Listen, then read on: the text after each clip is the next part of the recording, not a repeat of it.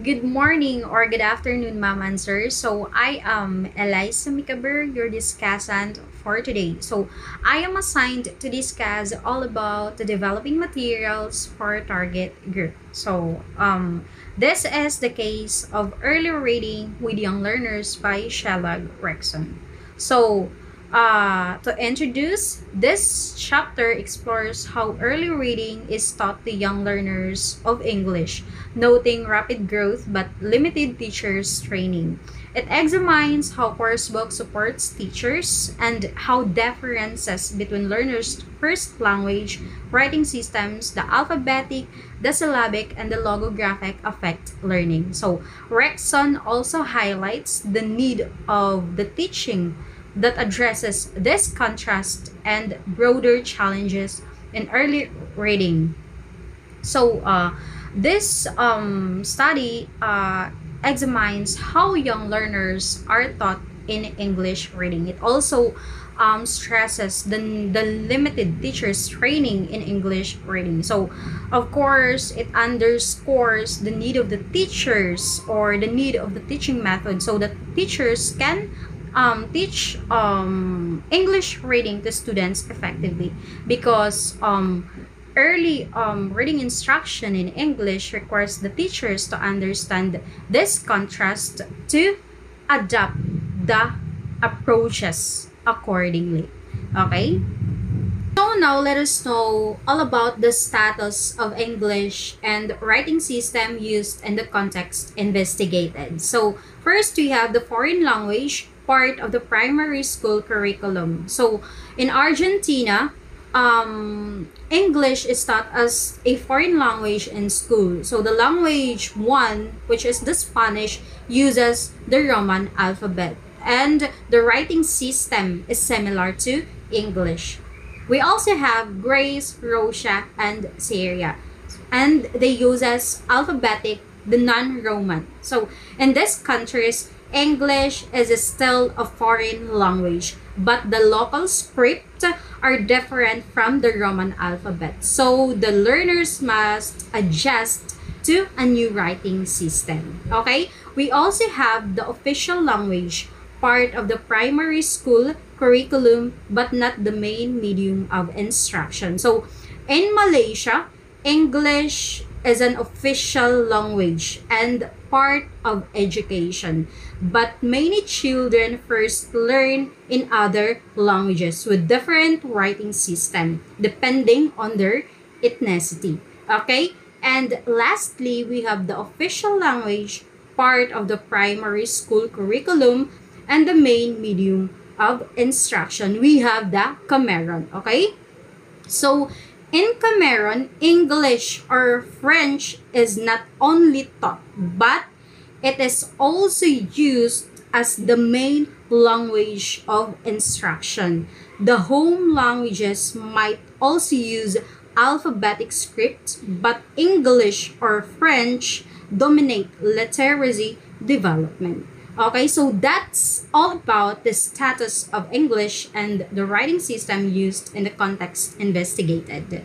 So next, we also have the linguistic units represented in different writing systems. We have the alphabetic, syllabic, and logographic. So when you say alphabetic, it uses letters to represent individual sounds. So in group 1, these are alphabetic systems that clearly show all the sounds or phonemes in words using letters. So the match between the letters and the sounds can vary across languages. So examples, the English, French, Italian, Greek, and Russian. So we also have here the group 2. So in group 2, these systems also use letters for sounds but may changes how vowels are shown depending on the purpose or reader. So sometimes sometimes vowel are written with special marks for beginners, but experienced readers often read without the vowel sign. So example, Arabic script, Hebrew script.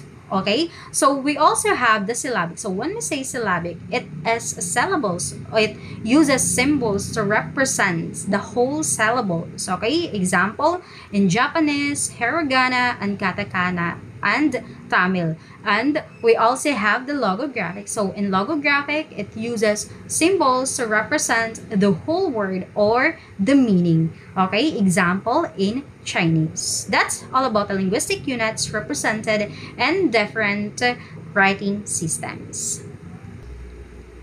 English is difficult to learn to read because its spelling and sounds often don't match. Children learn to read faster in transparent languages like Spanish or Welsh. So, Rexon notes that young learners of English face even greater challenges due to limited vocabulary and phonological knowledge. So, prompting her research into how will current materials and teaching address this issue. So, English really hard to read because its spelling doesn't match its sound. So, for example, the word spelled as T-O-U-G-H but sounds like or pronounced as T-U-F-F or tough. And another word is K-N-I-G-H-T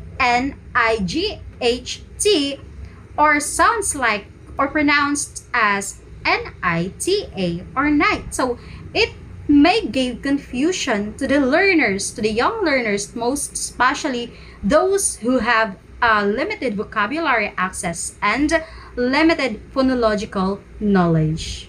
Okay? So how course books might give support? So when we say course book, it is more likely a reading materials that can support early readers but have limitations. Okay, so as they cannot guarantee teacher skills or classroom practices like interactive shared reading. However, when it is a well-structured or well-designed, they offer useful frameworks which can help the teachers to teach the children on their first steps on reading. Okay, so now let's know all about how coursebook might give support. First, we have the principal choice and sequencing of reading focal material. Okay, so principled early reading materials carefully select and sequence words and letters, sounds, correspondence to help children decode English. So they may use predictable patterns like bat, mat, and cat. So another or high frequency or irregular word like tough, love, or to. And of course, should explicitly teach strategies for both. Okay? So we also have the principal choice of early reading activities pattern finding. So here, early reading activities should focus, teachers should focus on helping the children spot word patterns or the patterns of the words rather than just memorizing it. Okay? Teachers should give focus on the children's, helping children's to spot words, to spot word pattern rather than just memorizing it. Okay? The textbook research. Rexon analyzed 40 early young learners textbooks from 22 series across multiple countries, focusing on early reading support. So most books lacked systematic selection of words, focused on initial letters alphabetically, ignored many phonemes and digraphs, and offered few activities beyond copying or saying words aloud. So most early young learners make learning to read harder for children because, for example, when the teachers keep on teaching the students or the learners alphabet systematically, but when the students or learners encounter or read words, they only recognizes the first letter of the words. They don't give importance to the combination of the letters to pronounce the word.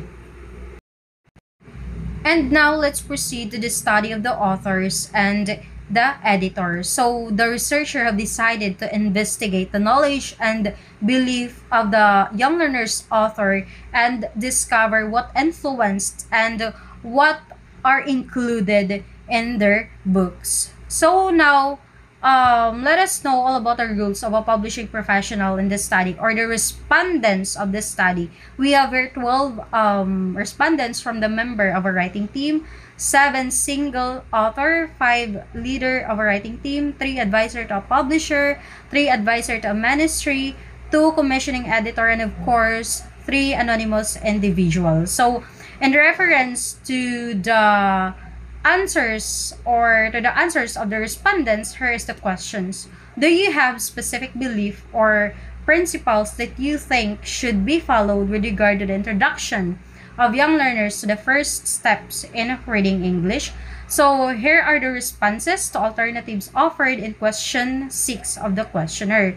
So some of the respondents give importance to the rhymes and to the initial sounds and the letters on how students or young learners start to learn to read by recognizing the letters, by familiarizing or knowing the rhymes and the sounds of the letters, and of course, children need to be made aware of the benefits that these skills could offer them in the future.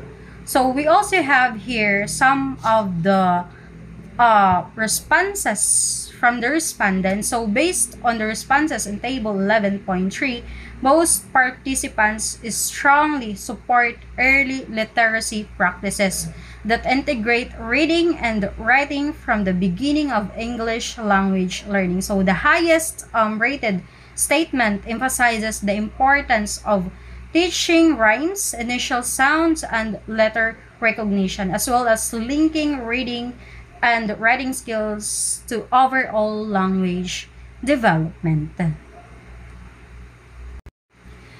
And now let's proceed to early young learners' respondents' opinions on how well their published materials represented their views and on reading. So most respondents in table 11.4 felt that their published materials generally reflected their ideas on teaching reading, though some compromises were needed. Others noted that certain ideas required supplementary materials or teachers training support, while only a few reported major disagreement with the project decision. In conclusion, the survey results indicate a gap between research-based best practices in early reading instruction and what is reflected in teaching materials. This may stem from resistance to change in markets favoring traditional methods, and as a result, young learners may receive less effective exposure to written English. The study emphasizes the importance of helping children reach a stage of self-teaching, enabling them to learn through reading and develop reading as an enjoyable skill. So, the educators and materials developers should align teaching resources more closely with research-based methods for early reading. So, there is a need to update course materials, provide teachers training that supports innovative approaches, and create learning experiences that will help young learners build confidence, independence, and enjoyment in reading English. Thank you.